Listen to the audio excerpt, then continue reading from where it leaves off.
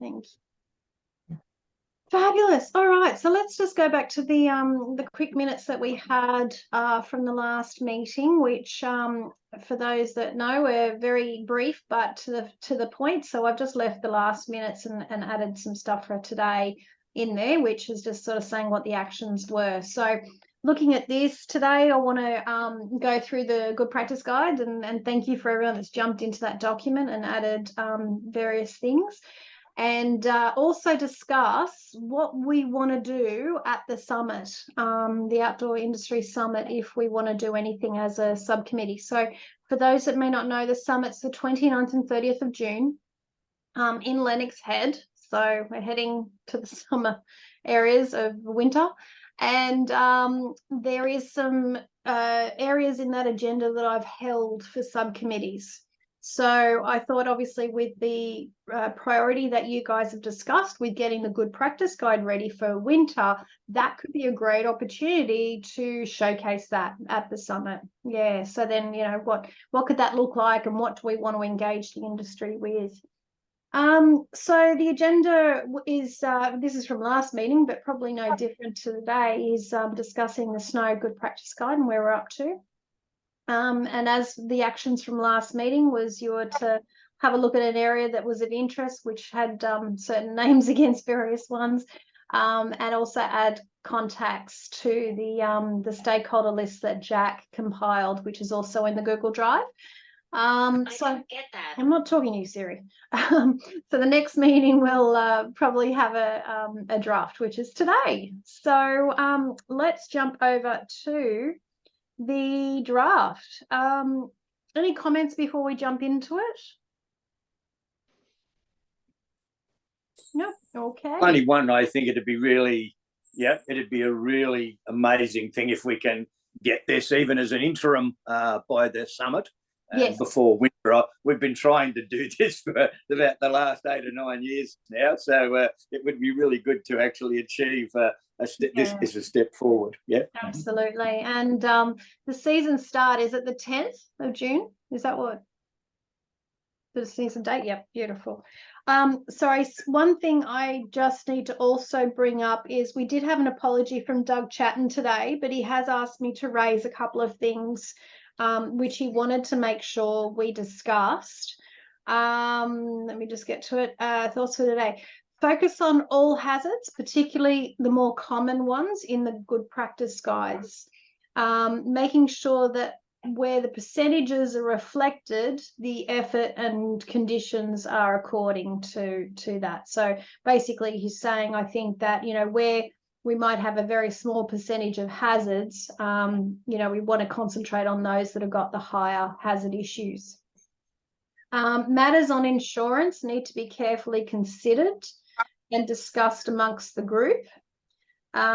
Insurance he sees as more of a business matter and time best utilised developing, guiding hard and soft skills. And he also wants to reiterate that the subcommittee developments shouldn't disadvantage or create an even more difficult space than already exists for smaller operators that operate in the backcountry. This is in relation to costs and operational requirements. Any comment on any of that, or is everyone just wants to take that as part of the discussion? Only on the last one, as a small operator, and I've been a small operator for 40 odd years now. I don't think risk management, I don't think business profitability or business, the ease of running business should ever take priority over risk management. So in my opinion there, we recommend risk management that fits the requirement for safety, and organisations can either survive or not survive on their ability to work within that risk management framework. Otherwise, the government will do it for us anyway. Yeah. And I think what I see in that is if his thinking is probably more paperwork, more things to do, I think whatever we should be doing is just streamlining what organisations do for best practice, as opposed to adding layers. If that's my thinking, but you know, I could be wrong. So please jump in. Jack. Where are you? You in Queensland? Because that doesn't look like the snowy mountains. No, sorry guys. I got lost track of time. I'm actually on a sea kayaking course with Five Star. Oh, there you go. Kev, one of your Is, students. pretty Yeah, excellent. So I was really going to put Jack down as an apology because I knew he was doing the sea kayaking course for running down in Batemans Bay. And so there, I didn't say. There he is. Oh, we So, just yeah, showed no. him the love. it's been absolutely excellent. But I'll find a quiet spot to join in. Oh, I was just about to ask you, how is it? Do you want to give him a critique right now? Or Oh no, it's been fantastic. It's very yeah, good. it's a great course so far. It's Good. fantastic. Well, I'm glad you could join us. Okay, so we were just discussing, obviously, we want to get into the draft of what we've been playing with. But yeah, I was just raising Doug's. Doug couldn't make it, so we wanted to make sure that he just noted his comments that he wanted to share with you all. So, all right, so let's jump into it. So we look like we're now calling it the Alpine Good Practice Guide to be all encompassing to the district and consider not only white season but green season. And I remember that discussion. I think it was last meeting or the meeting before. Correct me if I'm wrong, Rachel. And yeah, the activities that it involved. Okay, so anything in particular that we want to jump to, or how, for those that have been in it, obviously, feel free to say, we need to discuss this one at more length, but otherwise I can just go through it as we transition. Can I just ask a question? Sure. When you were saying green season, so does that imply that we will do the Alpine Snow Good Practice Guide, and then maybe at the end of the season we'll then do an Alpine Green Season Good Practice Guide? Good point. Is that what we were intending? I would say that the majority of this GPG is in relation to Alpine snow. Mm-hmm. I think when we were discussing green season as well, that was in relation to what our goals were as a committee. Yeah. So we very well could do an Alpine green season one as well.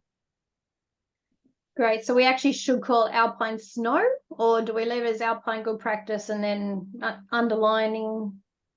I'd separate the two. I think snow, we're really talking about snow. I think if we try and get into green season stuff now, we won't meet our targets for the opening. Mm-hmm. Yep. So, sorry, the question is, do we want to call it Alpine Snow, or just, obviously it's a double, what's the word I'm looking for? Double adjective, is that right? Yeah, do we want to just call it Snow Good Practice Guide, or do we want to add Alpine into it, knowing that we want to come out with the second edition? I think just snow.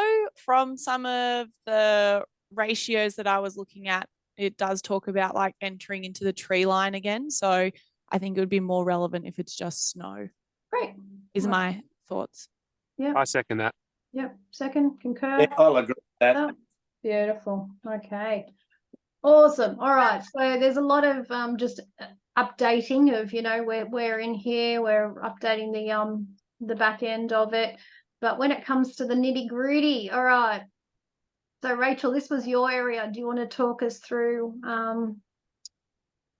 some of this? Yeah. Change. Yeah. Just calling out alpine touring and split boarding, as there wasn't a clear definition of that in this area. So that's what I tried to do. Right. It was something that you take, I guess, for granted, of understanding what it is. But everyone may at some point have had to explain exactly what alpine touring is and split boarding is. So definitely feel free to jump in there. But that's what I amended in that area. Mm-hmm, mm-hmm. Awesome. Anyone got any thoughts on how I've explained the activity itself? So do you want me to make that a little bit bigger so we can see it? Mm. Yeah. So if we're in the alpine touring, I don't use AT gear. I use backcountry tally. modern tally. So do we put that in as well somewhere? Yeah, I'm not talking about your old-fashioned telemark, but the new telemark norm, your NTN gear. Mm-hmm. Yeah, well, in the downhill skiing, the previous, like the draft prior to this, which was the Victorian one, has telemark written there, but we can definitely make another call out to it. Yep. But I, for instance, well, I wrote the original one, the last one. So, yeah, and I tell you well know. but I've also got a set of, I've also got a set of pattern base and light NTN that I take out the back. Yeah. So that could go in that alpine touring area, and I've got a second set of gear for resort and side country, my heavier. So we just list at the end, like also known as, or other common terms that are used to describe the same. Yeah. Cool. Brilliant. Okay. Any other comments? Climbing at all? Good, very good point. Yeah, no, Not as in a, do we put it in? Like, I appreciate that there's a very limited amount of ice climbing to be done, or mountaineering in general, but did we want to, did we not? It kind of, you probably could factor it into snow camping. Okay. Well, just to say, like, there's already activity standards around climbing and it can be on any natural surface, so like whether it's rock or ice. And so this, like, for me, would be doubling up, where when I think of snow sports, I'm thinking more, sort of like traversing on the snow rather than sort of climbing up ice. So is it good to include and reference the Climbing Good Practice Guide? Only if the Climbing Good Practice Guide actually takes into account the alpine risk factors. If it doesn't, then there's a slot missing in the good practice. It doesn't as yet. It doesn't as yet, but because it's the roped activity, that might be something to look at when we do the review of the Climbing Good Practice Guide. But certainly, the Climbing Abseiling Good Practice Guide at least gives guidance on the use of ropes, in an alpine environment, so we could mention that, I mean, it doesn't talk about crampons and a range of other things, but we can only do so much at the moment. We can put some of this other on hold for the future. Yeah. Okay, and then we could probably, if there's anything additional, Brian, that we need to mention that's not part of the roping, we can consider putting it in to climbing. One thing we could do with the climbing side is, when we have a list of things, somewhere there might be a list of things that you should consider when you go backcountry. We could certainly put crampons, and a range of different types of climbing stuff like that in there. I mean, even if you're just hiking up Feathertop, crampons are not a bad idea, even if they're only instep ones. So in this same point, is that where that goes? No, I'd see if we have a list in somewhere else. I think the climbing refer to the ropes of the Good Practice Guide. Okay. We have a equipment somewhere. I think it's towards the bottom. There should be an equipment list, I think. Okay. All right. Remind me when we get to that and I'll add it. Okay. Awesome. Okay, so anything else on this activity list? I think it's really quite good. It makes a lot of sense. Well done, Rach. I just had one question about the tobogganing. Just from my understanding, it's not a guided activity. It tends to be something that is by first time or visitors to the snow that grab a toboggan, that gingerbine on the way through, then try to find a slope, and there's not many where they can. It's not a guided activity. It's not something that I know anyone of that is conducting commercial activities that include tobogganing. This is for commercial and non-commercial though, the GPG, is that right? Or are we? It was originally designed as a bit of both in the Victorian standard, but that's not quite true. We run tobogganing for schools. Okay.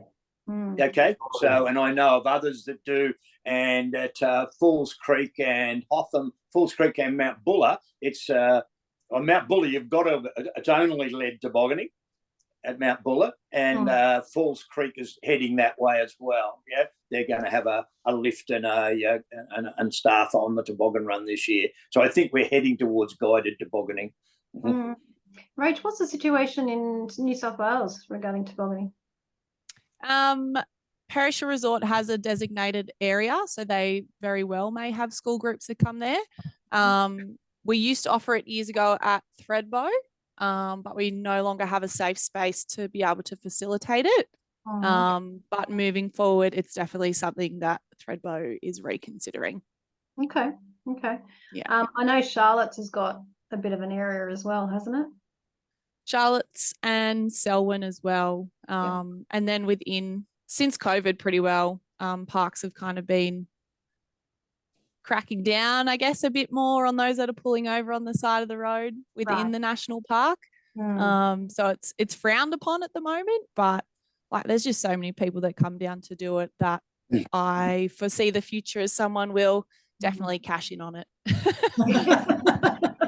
Commercial opportunity 101. Other than the local BP.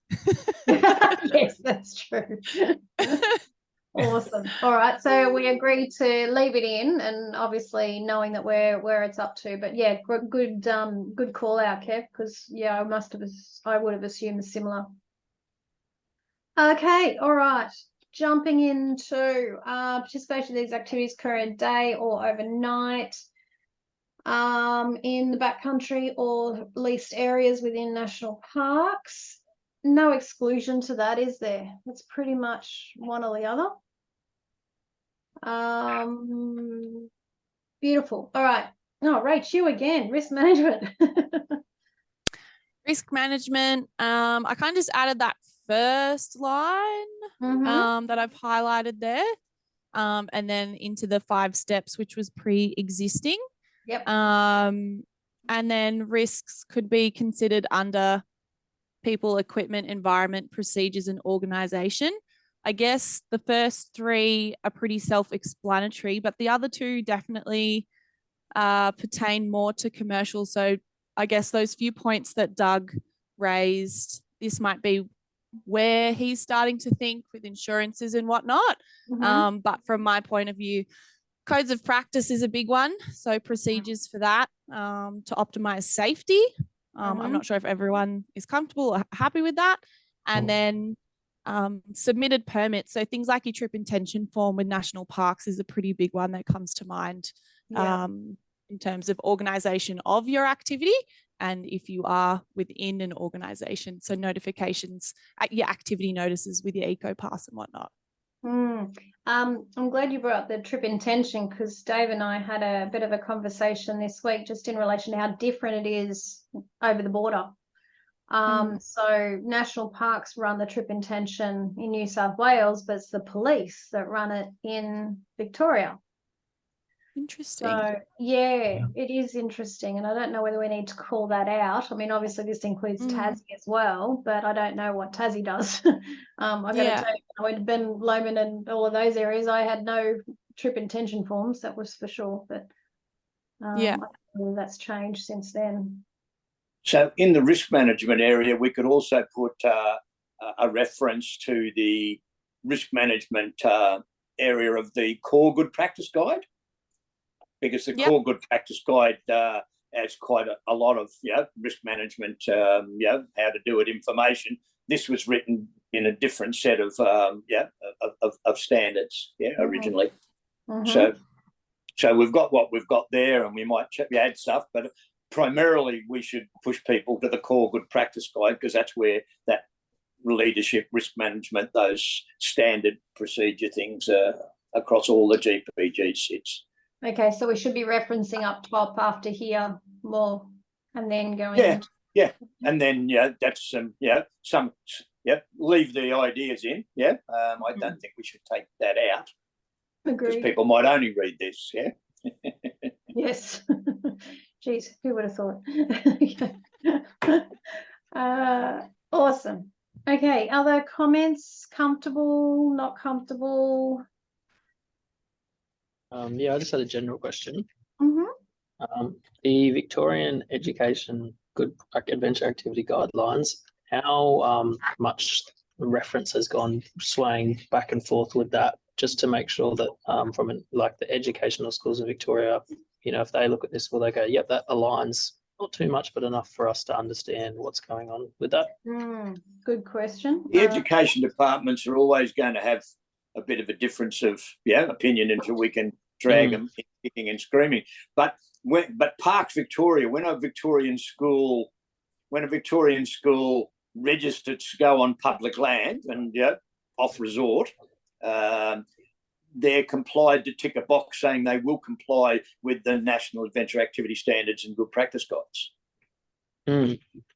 Yes, yeah. I was just having a look at I was just looking like there was a bit further down on ratios. I was like, oh, that's what we'll get to shortly. And I was thinking about, do those ratios that we've got line up with that? And then I just opened the Vic Education Department, like recommended ratios. And then I think most of the groups that are probably going out ski touring are probably those, like as student groups are probably looking at those ratios. So then I thought, oh, maybe some of these other references that we're making, that might be something to keep in mind of, or if it's not part of this conversation, or if it hasn't been, that might be something that we need to do. Yeah, and probably for the sake of getting something out, just putting that reference in, that if you are a school in Victoria, you need to comply with this as well. Yes, yeah, absolutely. Okay. I'll if I see anything as I'm just popping my head through the Victorian ones, if I see anything that really hits out, I'll let everyone know. I'm just looking through it now.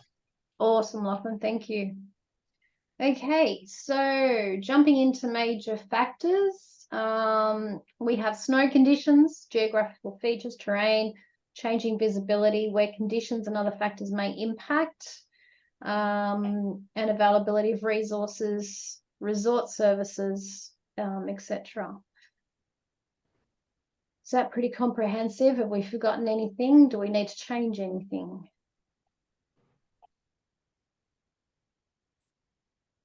Dave, do we reference the severe weather guidance note at this point? Yeah, I think that would be a good point to put the severe weather guidance note in.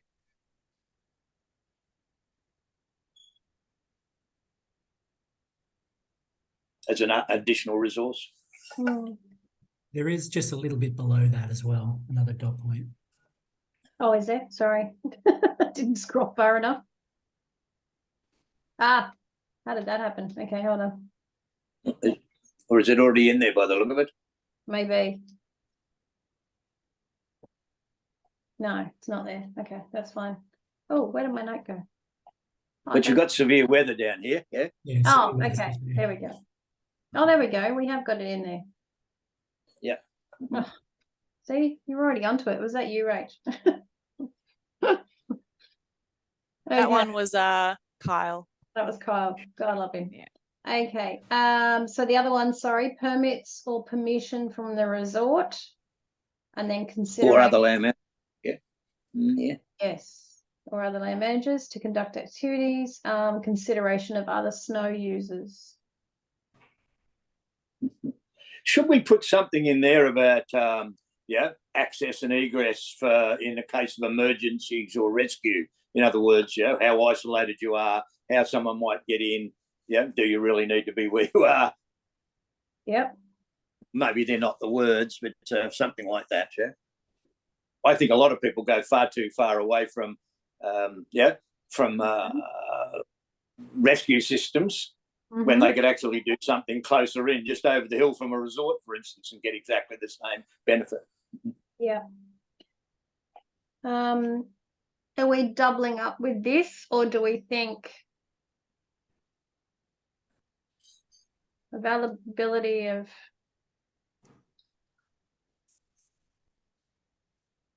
or is it just a general extra point to just assess access? And is it doubling up with the the organisation's activity plan, which takes into account, you know, Yeah. So your activity plan looks at access and egress. Is what you're saying, Kev? yeah, Yep. So Dave, I think that's where we add it, and then it's included in the activity plan. Oops, I can't spell. Yeah. Does that make sense? Yep. Cool. Okay. Awesome. Incident reporting. This one's interesting. What's the system reach in Thredbo for incident reporting? Is there one? If it's internal, like Mhm. within the resort, we obviously have our own system, but as a backcountry team, if we have an incident out there, we report it internally and then we send it off to national parks as well. Right. So you don't use uploads at all? No. No. Mm-hmm. So So- that was put in because of the Victorian requirement to report all incidents to Parks Victoria Mm-hmm. and also to submit a report to WorkSafe Victoria. So that was the original intention of that. Yeah. Yep.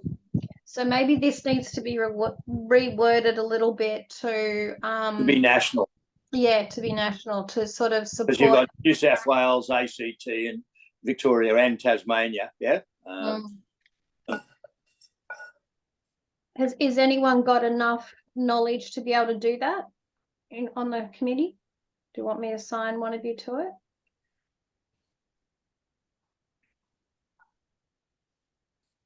Okay, I can do a bit of homework on it and see what I can come up with. Well, why don't we make just a couple of thoughts? The first one is statistics are useful, you know, uploads, and statistics are useful for, you know, getting information. My word's not good. Some land managers may require an incident report to be submitted, and some WorkSafe, you know, state or territory WorkSafe departments may require reporting of accidents and incidents that require medical attention or evacuation, something like that. I don't know. Yeah, there could be some other things that could go into that. I was just going to ask Rachel whether that incident form that you send to national parks, is that a national parks format? Is it a step, or is it just your internal one that you flicked on? It's an internal one that we flick on to them. Yeah.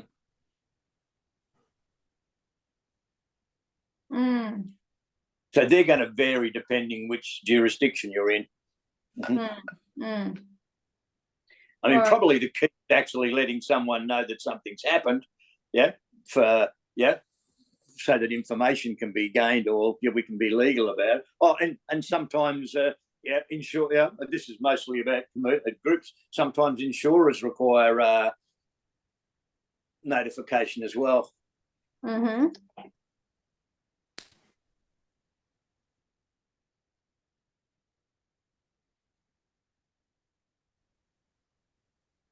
Okay, all right, I'll have a go at sort of spreading that out a bit, but feel free if you want to jump in and type away. Okay, severe weather. The risk of severe weather, checking the forecasting, creating a route plan around avalanches, ice, whiteout, and blizzard conditions. There is the Mountain Safety Collective resource. There's the BOM, and of course the severe weather guidance note. The BOM link is a New South Wales reference. So I don't know if the BOM has something that's more national. There is. Here it is. There we go. That's what we need. That's everyone. Is that what you're going to say, Brian? Yeah, that was the section. Yeah, cool. All right. Oops, hold on. I can't see where I'm going. Let me put that down there. Back here.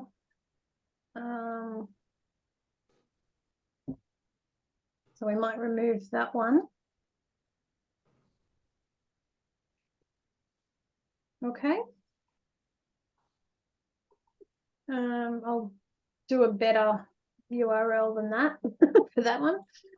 Make it a little bit easier. Okay. Just anything as a else? Mhm. just as a note, Laurie, perhaps at the end of the winter, this committee could have a look at the severe weather guidance note.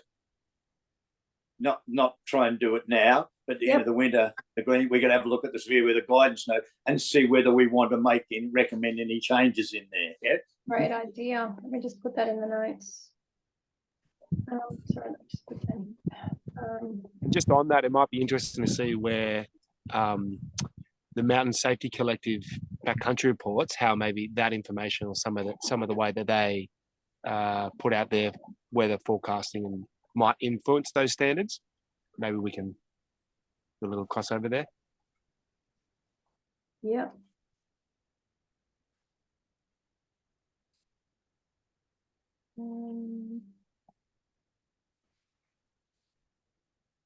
Okay. All right, going back. All right. Anything else on severe weather?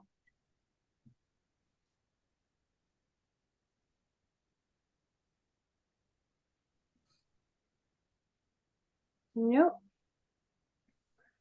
Okay, let's move on.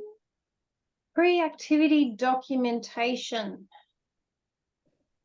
Okay, so there's certain details a leader organization must document to maximize safety.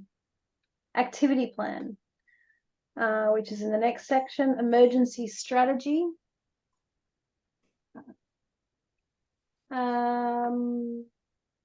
Name, address, emergency contact details for participants and staff, medical conditions.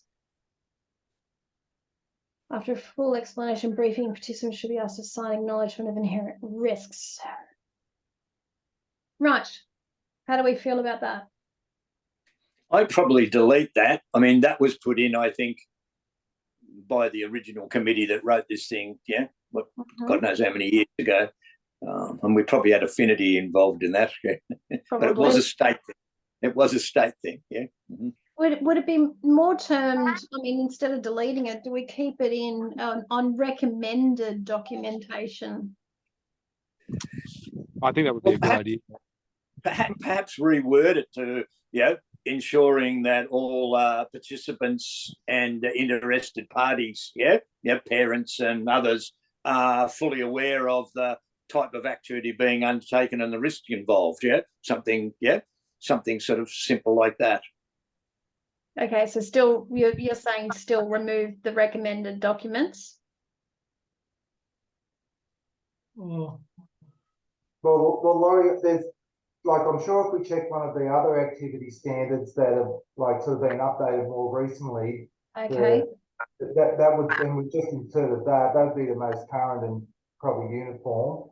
So it'd be good to have consistency across all the activity standards rather than the snow sports one. Yeah. I think that's a really good point. And I think if I remember correctly, for those that know the GPGs better than I do, the Core Good Practice Guide does cover this. Yeah, you're probably right. Yeah, I think you're right. Why can't I add a comment? It's not allowing me to add a comment. There we go. I'm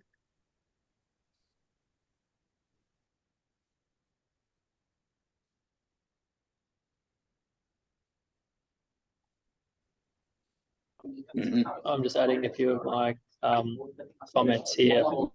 Right. Written because the class I'm in is quite noisy, so what I'm doing. No worries. And sorry, I was just about to go to this. Yes, well, that's exactly what you said. Okay, fabulous. So we're just going to align it to the other GPGs. Yep. Gorgeous. All right, so let me just read that out.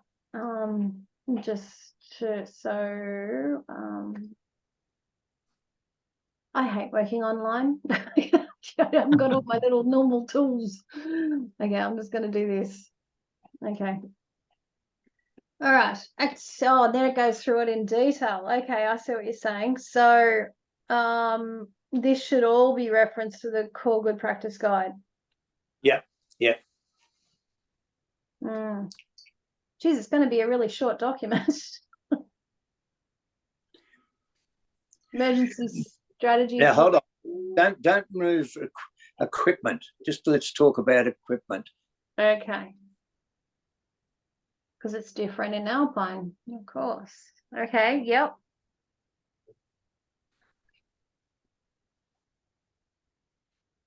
Go for it, We Dave. do have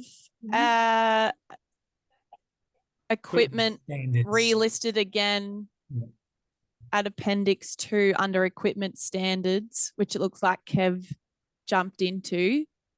And it says group or shared equipment overview. And then it says additionally in backcountry areas. And then we've got Okay. a call out to particular gear. So just to note in case we're doubling up again. Am I getting to it? Is it coming? It's after A little bit this. further. Keep going. I'm giving you all a headache while I look. Yes. Page 23. I can't even see what page I'm up to. Keep going. Appendix 1, Appendix 2. There we go. Yeah. Okay, so it's an beautiful. Okay, yes. All right. So maybe we could just reference equipment as a see Appendix 2. Yeah. Mhm. Yeah. So that at least it's in the main part of the document and people don't not read the appendix. Yeah. Okay, so while we're on it, Kev, is there anything you wanted to pinpoint or talk about? You're on mute, Dylan. So I put that information on equipment and domains just into the Google Drive. I didn't paste it into this document. Oh, okay. Let me Yeah. go. The 13 essentials.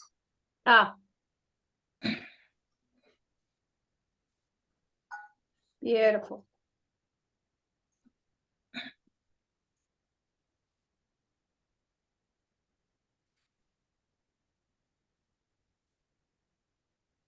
Yeah, I'm just going to put it here for the moment and we can sort it out.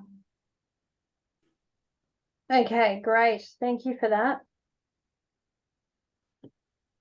All right, so let me just go back up to the top. So how much of this stays? Equipment requirements. Leaders should ensure they've got adequate supplies. There's no activities within the activity. Leaders be satisfied. Group or shared equipment.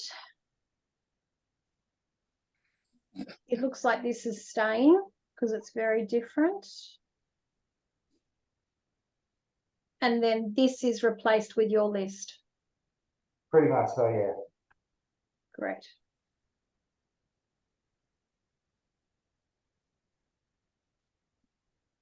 Okay, so what Kev's got here, hydration, nutrition, insulation and clothing.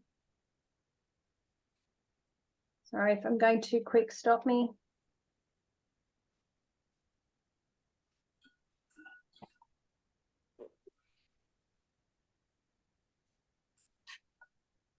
Shelter.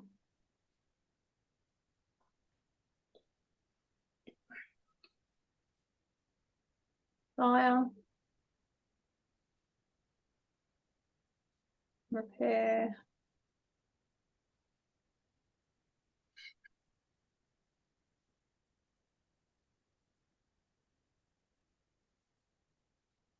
Illumination, Sun Smart, and first aid.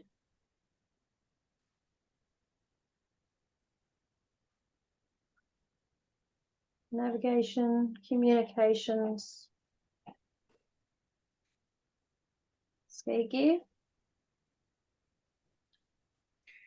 and avalanche.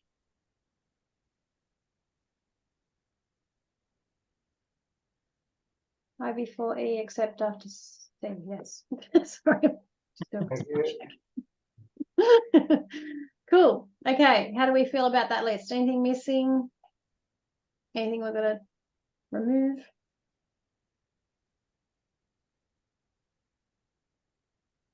Sounds like everyone's pretty happy with that. Yep. Awesome. Okay, so yep, following group activities, so that goes into that list, and then at the bottom of that list, then we actually have to share between tent group on overnight activities. necessary or not? No, remove. It's covered in the essentials. Yeah. So everyone agree to get rid of it? Yep. Cool. Then I think all this is now done. So we get rid of all of this.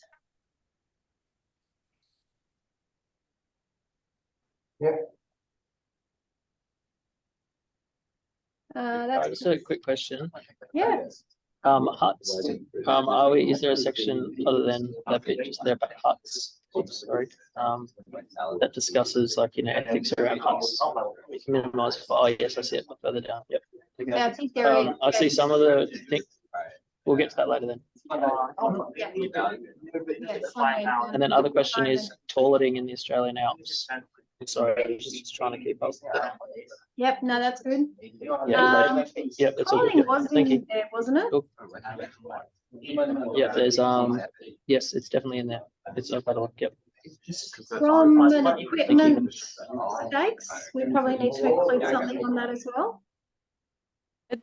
It does say emergency toileting system, but I think Regular toilet. after yeah, and speaking Oh, with yes. Parks last time, maybe we call out more specific, or Yeah. do we think that's That's overkill? something. No, I think that's important on the basis that we are talking.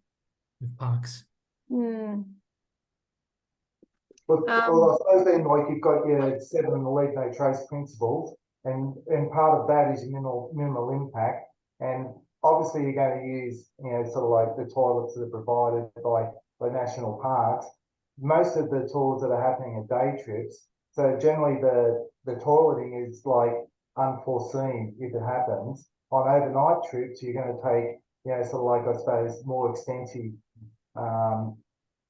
carrying capacity so you can pack out, and it's going to be, like either the old poo tube or the I suppose the wag bag. bags now that more common. So do we remove emergency on the basis that Yeah, national you park? just say toileting system. Yeah. I think from an educational perspective, if we're looking for people to read this for the first time and go, what is the toileting system? Then they need to know, because they might not know any better than reading the activity standard. Yep. Do we use the technical terms? Just poo tube and wag bag, or? Poo tube, wag bags, etc. Yeah. Mhm. Oops, sorry, can't spell. Okay. Awesome. Okay, so back to here, we're keeping this note in and maybe reference where huts is low.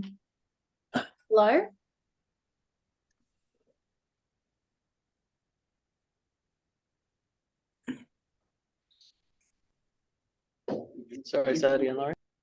Are we referencing the hut section? Like, do we keep this in the equipment area and reference it back to wherever the huts is? I don't know what page that's on. Or do we put the hut content up here? I guess what's open for discussion is, in Australia, the ethics around hut use is different depending on who you ask.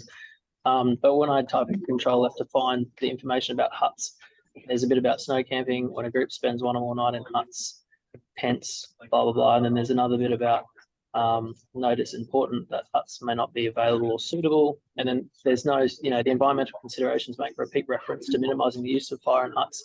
But maybe we need to have a conversation about, does there need to be a discussion about providing information around the ethics of hut use in Australia in our mind? I like that. I really like that. Yep. Because in Victoria, with an odd exception, but for huts are for emergency use only, and you've got to carry tents. Yeah, that might change a little bit when we get this Hotham to Falls crossing thing. Well, that's true. And the problem, we see more users going into the backcountry. We have some big changes into people's consideration about how they might use huts. Yeah. anyone in particular feel well equipped to at least start that section for discussion?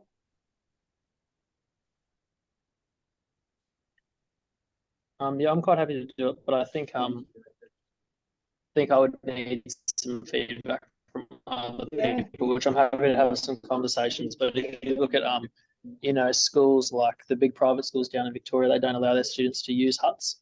And that's mainly from a numbers perspective, but Yep. often there's a lack of understanding about, well, why can't we use the huts? And when I was teaching at Mansfield Secondary, some of the students at those schools, their grandparents, ancestors built the huts.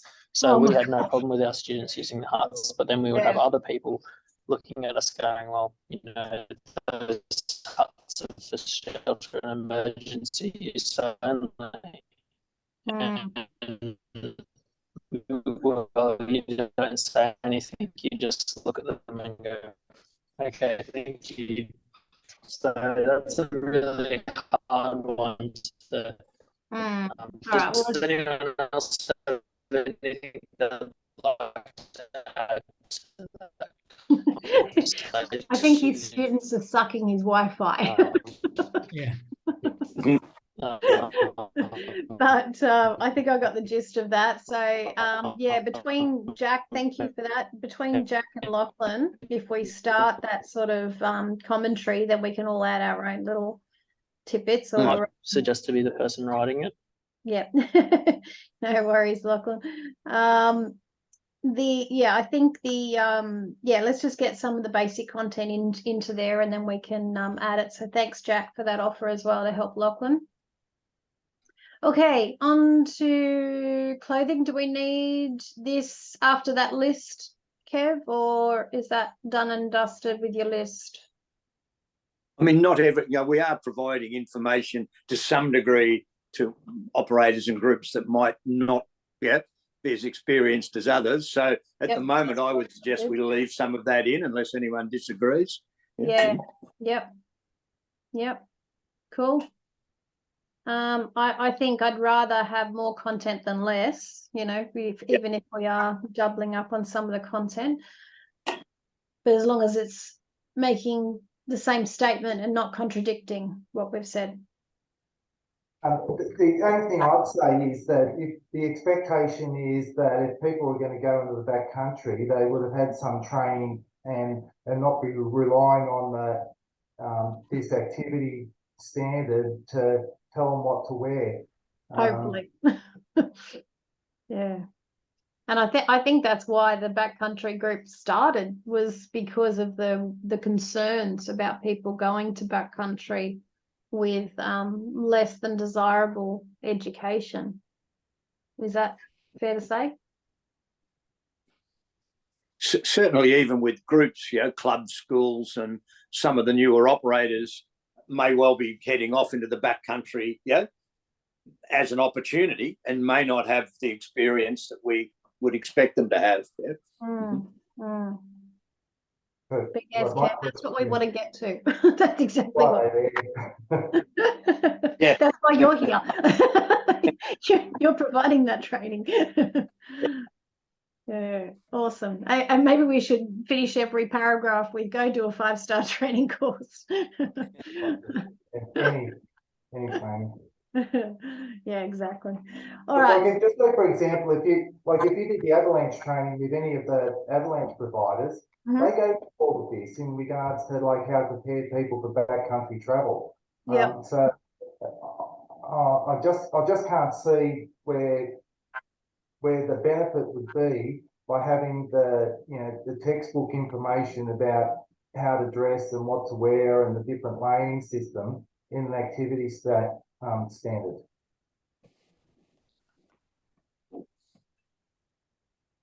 Any comment on that? Or from a novice's perspective, and I am a novice, I'm here to help coordinate. I think there's a degree that we've got to treat half of our audience as idiots to get points across. Only half. But I take your point, Kev. I mean, if this is a document that's for commercial and led groups, you would hope that we're already ahead in that. but but just if we Can I can- make a suggestion that perhaps we leave it in, but we'll want to review this document at the end of winter anyway, yeah, and then we can sort of see how, yeah, some of this stuff might be superfluous at that stage, yeah. So then, like, if we were the panel writing the activity standards for the rating activities, are we going to include in the activity standard document how to do a figure of 8 night, how to do the alpine butterfly, how to do a crossover? Because this is educational rather than like it's a crossover between the two. You're crossing from one domain to another. Yeah.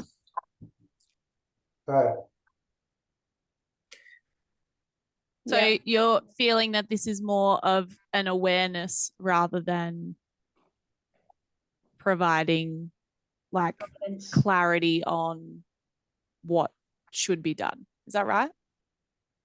I just, you know, I suppose for the purpose of the document, my preference is for it to be concise and only have the essential information required to conduct the activity safely, and the provision of paragraphs of information around clothing and types of clothing isn't, for me, the purpose of an activity standard. So maybe, Kev, should it be just an attachment of accepted known knowledge, or something that's, you know, an attachment more than the content of the GPG to say this is the stuff you should already know? I don't know. Maybe that's a bad suggestion. Don't know. Well, I'm happy like to, you know, to put it out to the, you know, to a vote as to whether it should be or not. Yeah, no, I take your point. It's just a matter of, you know, what happens if it's not in there, you know, from an idiot that does go out and. Well, could we for the moment turn it into an attachment at the bottom, rather than and just say and then at least it's there, and then we can review all our attachments and other bits and pieces, after the winter. So I might add that considering some of the accidents we've had lately, maybe we do need to put how to tie knots and hook on into the good practice guides. Sorry. You're scaring me, Dave. This is what keeps me up at night. Can you stop? Okay. I'm just going to put what am I calling it? Additional information, or something. I'll just put this and then we can play with it. Okay, One of the things. I'm going to have to exit the meeting. No worries. I'm going to have to as well. We're going to the document with everyone. So thanks for throwing that bomb in there, Kev. All good. All good. Thanks, mate. Bye. Talk soon. All right. Well, we're making a really good go at it, guys. I do have to go to another meeting as well, but can I ask everyone to have another eye over it? And when you've done so and you feel satisfied, maybe just drop me an email so I know that you've done it from your perspective, and that way I make sure that everyone's done that before we then provide a full draft proof out in PDF form. Can you send me the link to that? I've probably lost it in all my committee notes. No worries. I can put it in the chat, but will that help or not? I'll send it to I think it's in the chat already for Lockie, isn't it? Yeah. But send it to me on email. I won't find it in the chat. I'll send it in the minutes. I'm old. Is it worth? Sorry, Brian, go. I was just going to say, is it worth meeting any earlier than before next month? Yeah, that's what I was just about to say. Because I want to get the industry before it's obviously approved in any way for comments. So, sorry, I think you don't need to see my diary, do you? Hey, birthday cruise. Yep, it's a big one. Good job, well done. A good half a century, all done and dusted. So let's. I can't understand how anyone can be that young. Oh, so sweet. All right, so maybe can we try to maybe knock it over in 2 weeks Yep, and maybe yep. meet again on the 4th of May? Yep. Does that suit people? Yep. We'll Awesome. send out the 4th Just of May before and you see what fly to New everyone thinks. Zealand. Yeah. Yeah, we'll catch Lockie before he goes. And yeah, that'd be great. All right, well let's do that. And hopefully that week then we can at least get it out for 2 weeks consultation with industry before it goes Yeah. live in June. Woohoo. All right, awesome. Thank you guys. I will send out the notes, the link, the next meeting date, and we'll see you on the 4th of May. Oh, may the 4th be with you. Star Wars Day. Thanks, Laurie. Yeah. All right, take care, guys. You have a good cruise. And, I will. I'll be sipping cocktails tomorrow. Well done. Job, Laurie. See you guys. Bye. Bye.